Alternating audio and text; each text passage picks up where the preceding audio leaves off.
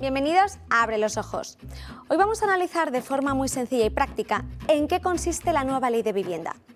Me voy a centrar sobre todo en las principales medidas que han sido aprobadas, como son, por ejemplo, el control de alquileres en zonas tensionadas, que explicaré luego exactamente en qué consiste, así como el recargo de hasta el 150% en el IBI para aquellas viviendas que estén vacías. Hablaremos también de la figura del gran tenedor, de a quién le corresponden los honorarios de gestión inmobiliaria e incluso de los cambios que se han producido en los procedimientos de desahucios en función de la situación de vulnerabilidad de la persona.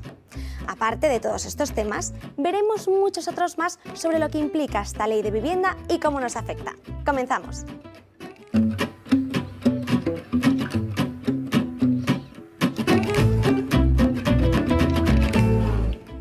Entre las principales nuevas medidas, la Ley de Vivienda establece las siguientes, esto es, a grandes rasgos, porque luego lo vamos a desarrollar.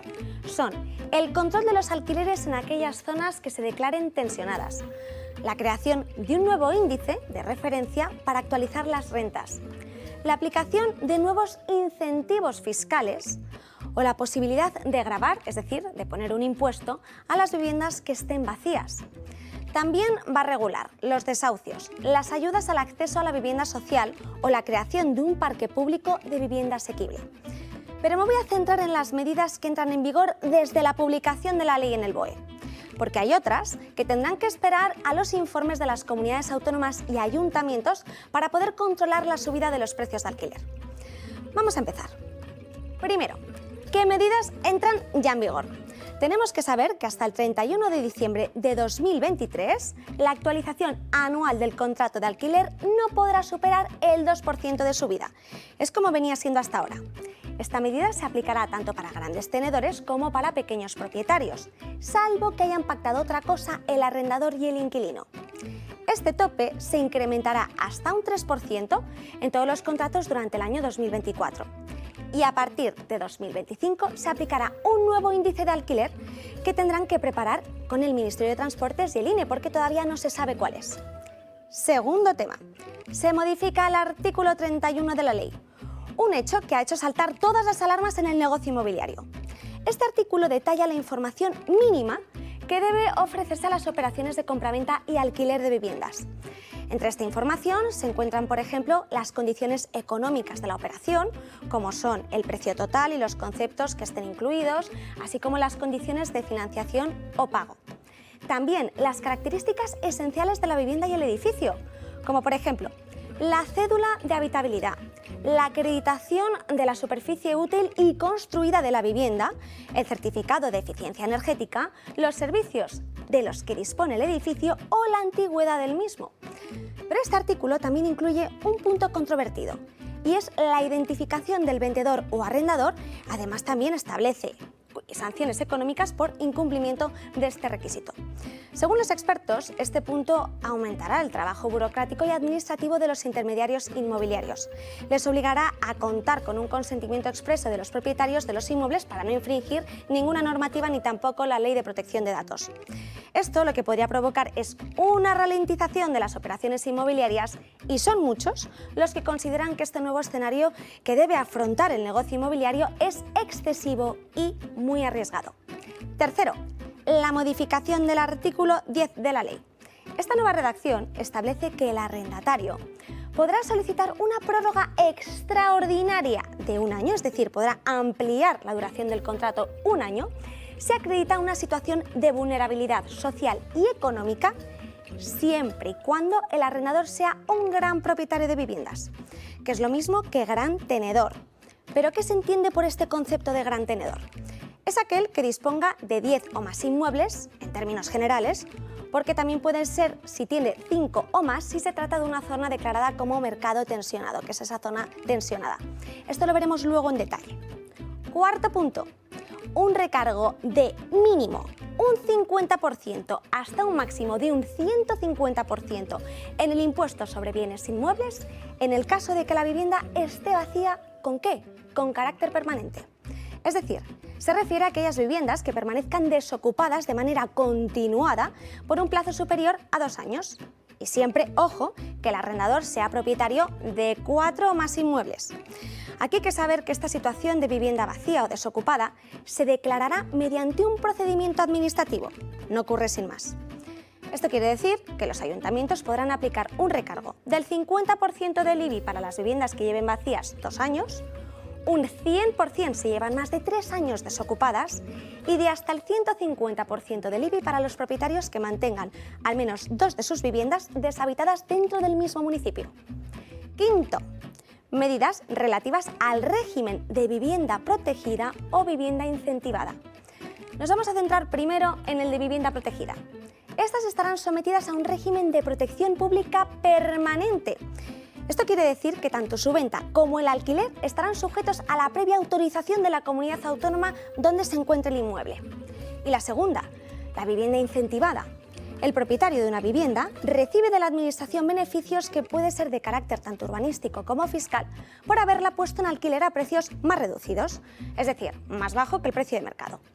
Sexto, pago por medios electrónicos. Es otra modificación de la ley. En este caso es que el artículo 17 establece que los pagos de las rentas del alquiler se pagarán en general a través de medios electrónicos para los contratos que se firmen a partir de ahora, con una excepción: cuando alguna de las partes carezca de cuenta bancaria o acceso a medios electrónicos de pago. Entonces sí se podrá efectuar en metálico. Eso sí, lo tendrá que solicitar la persona que quiera hacerlo de forma previa. Séptimo, figura del gran tenedor de viviendas.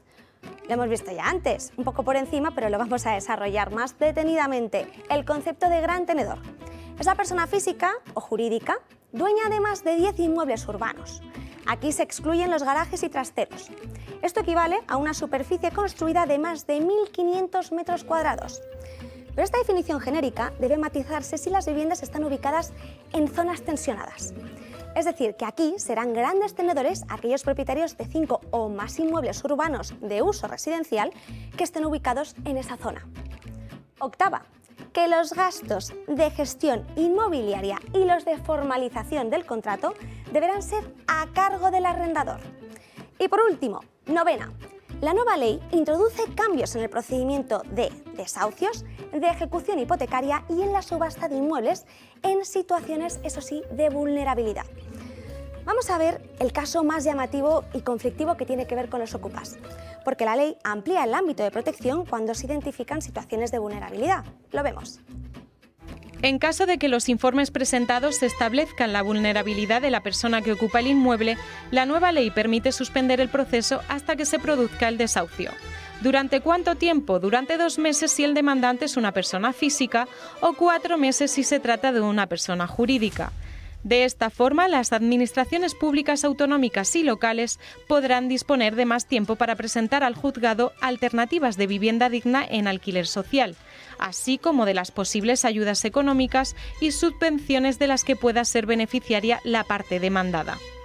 Según la ley, un tribunal considerará a una persona como vulnerable en caso de que se trate de un desahucio por falta de pago, cuando el importe del alquiler más el de los suministros de electricidad, gas, agua y telecomunicaciones suponga más del 30% de los ingresos familiares, siempre y cuando estos ingresos no superen 3 veces el IPREM.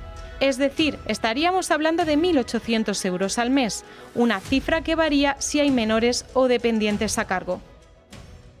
Pero esta condición de vulnerabilidad y suspensiones de desahucios se impone también en el caso de subasta del inmueble que esté ocupado o en ejecuciones hipotecarias. También afecta a los desahucios que se lleven por vía penal siempre que los desalojados sean personas en situación de dependencia, víctimas de violencia de género o menores de edad. Eso sí, una vez adoptadas las medidas por las administraciones públicas o transcurrido el plazo que hemos visto máximo de suspensión, continuará el procedimiento por todos sus trámites que tenía anteriormente.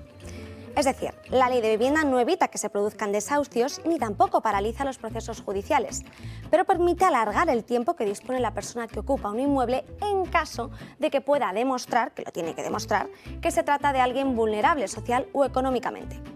La norma, por tanto, da más tiempo a las administraciones para localizar recursos y alternativas al desalojo.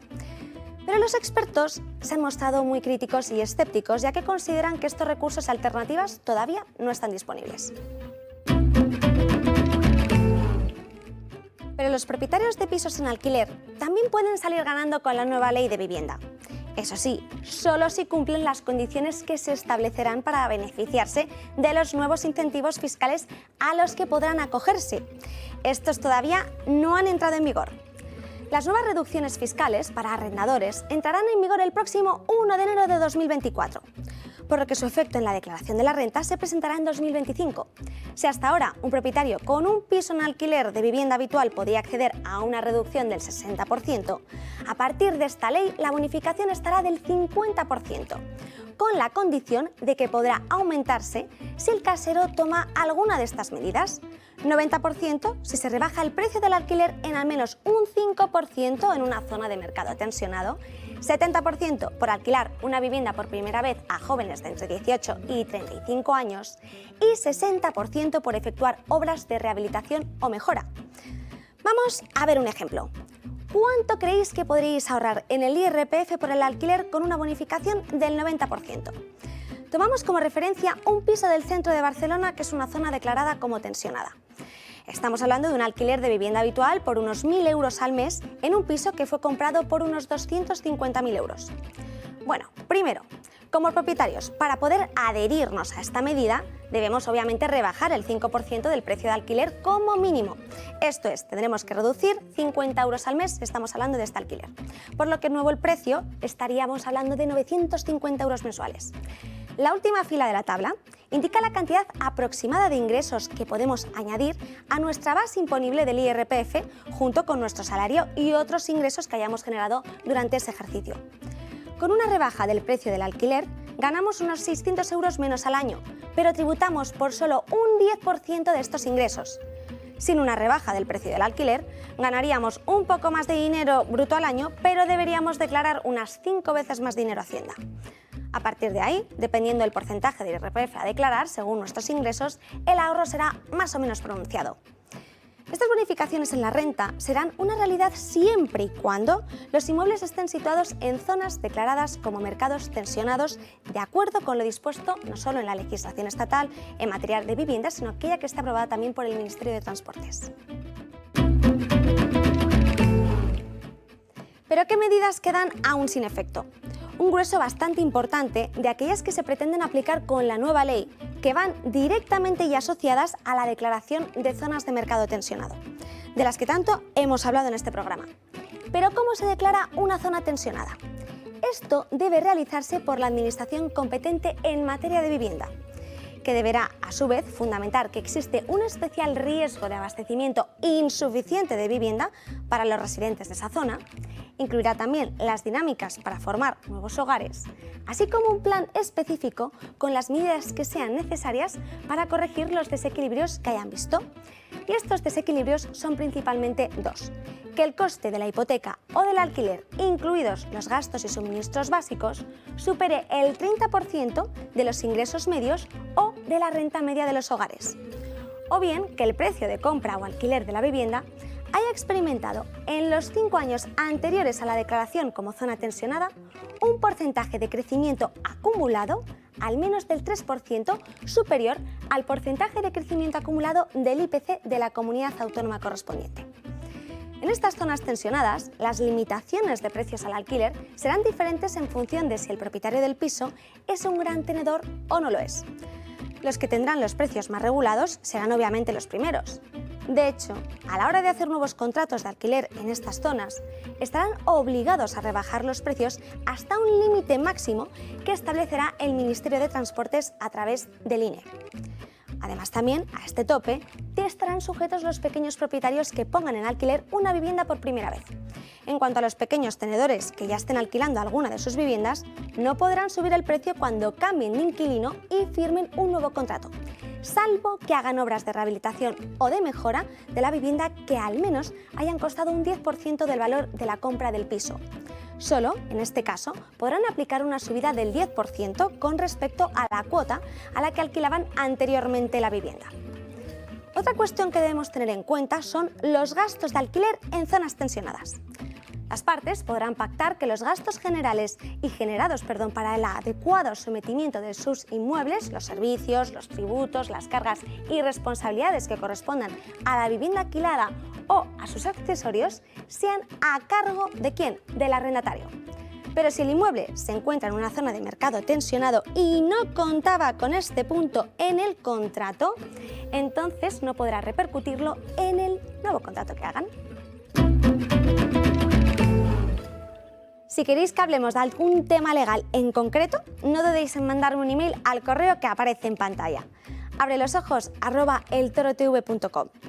Intentaré resolver todas vuestras dudas y os daré, como siempre, las claves más importantes. Os espero la semana que viene con más temas jurídicos, porque recordad que el desconocimiento de las leyes no nos exime de su cumplimiento. Hasta la próxima.